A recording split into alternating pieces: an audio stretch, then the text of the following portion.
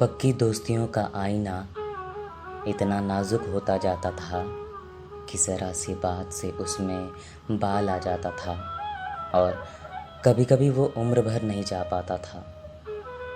ऐसी दोस्तियाँ जब टूटती थीं तब पता लगता था कि कितनी कड़वाहट छिपी बैठी थी उनके भीतर। एक एक कर न जाने कब कब की कितनी ही बातें याद आती थीं, कितने टुच्चेपन, कितनी दगाबाजियाँ छिपी रहीं अब तक इसके भीतर। हम कहते थे ये तो हम थे कि सब कुछ जानते हुए भी निभाते रहे, वरना इसे तो कभी का टूट जाना चाहिए था। पक्की दोस्तियों का फल कितना तीखा, कितना कड़वा, भीतर ही भीतर। टूटने से खाली हुई जगह को भरती थी हमारी घृणा। उम्र के साथ साथ नए दोस्त बनते थे और पुराने छूटते जाते थे। बचपन के लंगोटिया यार बिछड़ जाते थे। कभी कभी तो महीनों और साल दर साल उनकी याद भी नहीं आती थी।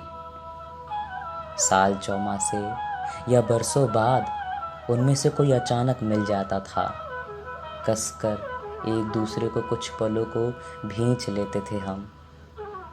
फिर कोई कहता था कि यूँ तो मैंने सिगरेट पीना छोड़ दिया है, पर आज तेरे मिलने की खुशी में बरसों बाद एक सिगरेट पीऊँगा।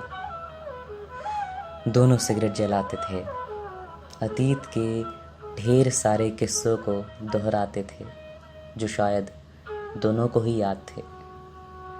बिना बात बीच बीच में हंसते थे, देर तक बतियाते थे, लेकिन अचानक महसूस होता था कि उनके पास सिर्फ कुछ यादें बची हैं, जिनमें बहुत सारे शब्द हैं पर संबंधों का ताप कहीं चुप गया है। पक्की दोस्तियों का आईना समय के फासलों से मटमैला होता जाता था।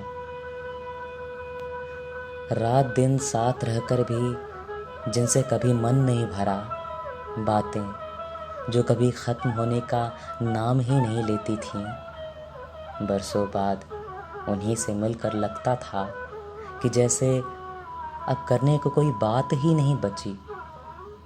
और क्या चल रहा है आजकल? हाँ, और क्या चल रहा है आजकल जैसा फिजूल का वाक्य बीच में बार बार चली आती चुप्पी को भरने को कई बार दोहराते थे हम। कोई बहाना करते हुए कसमसा कर उठ जाते थे। उठते हुए कहते थे कि कभी कभी मिल लिया कर यार। बेमतलब है ये वाक्य, हम जानते थे कि हम शायद फिर कई साल तक नहीं मिलेंगे। मुश्किल वक्त में ऐसे दोस्त अक्सर ज़्यादा काम आते थे, जिनसे कभी कोई ख़ास नज़दीकी नहीं रही। पक्की दोस्तियों के आईने में एक दिन हम अपनी ही शक्ल नहीं पहचान पाते थे।